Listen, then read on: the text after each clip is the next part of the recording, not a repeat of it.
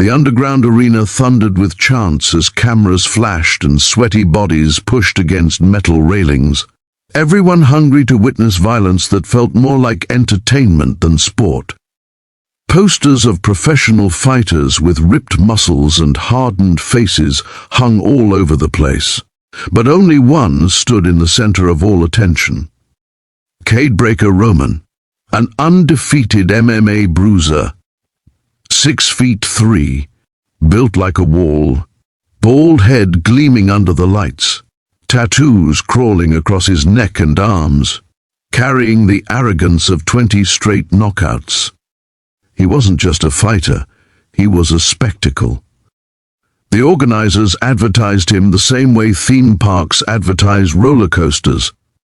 Dangerous, loud, thrilling, and guaranteed to shake you to your core. Cade paced inside the cage with the confidence of a king who believed no one could dethrone him. Men idolized him.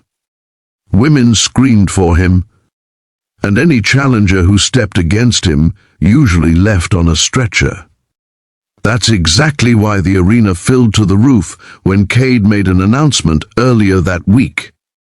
"Beat me and take $1 million," a single tagline. A single line that exploded across TikTok, Instagram, YouTube Shorts. Hundreds attempted to join. Thousands applied. Only one spot remained, and that spot tonight belonged to a challenger no one knew. A girl. And not just a girl who looked like she had wandered into the wrong building. Behind the cage, facing the roaring crowd, stood a slim woman in her mid-20s. Black hoodie, black joggers, plain white sneakers, her long brown hair tied into a high ponytail, her expression calm enough to make security guards glance twice. Her name was Ayla Grant. No muscles bulging, no veins popping, no loud energy around her. Just quiet, controlled breathing. She looked more like someone who came straight from a library or a quiet coffee shop, not from an MMA gym. But when she stepped forward, people noticed something different. The way she walked. Balanced, rooted, silent. Graceful, yet grounded, like every step belonged exactly where she intended.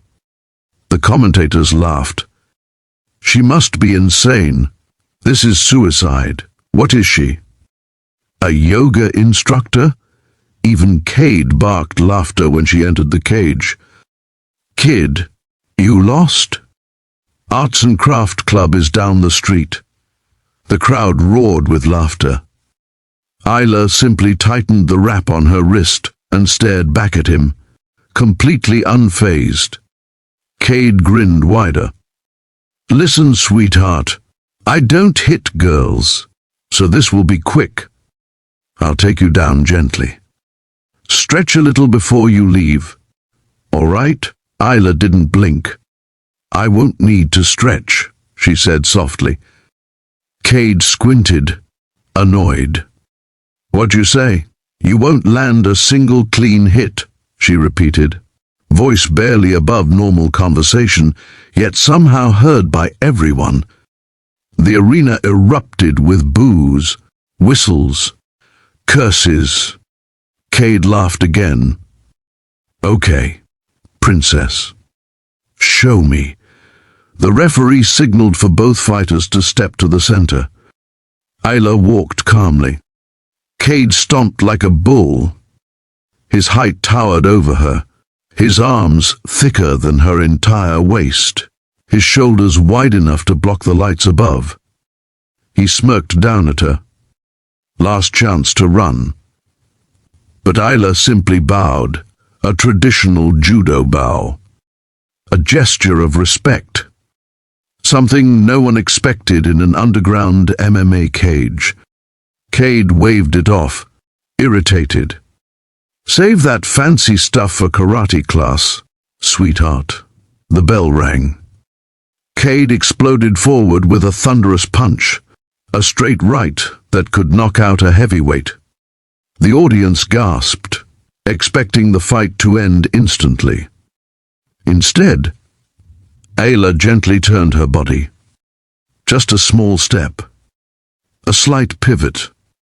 Cade's fist whistled past her cheek, missing by an inch, and the impact of his own force nearly spun him off balance. The audience blinked. Cade blinked.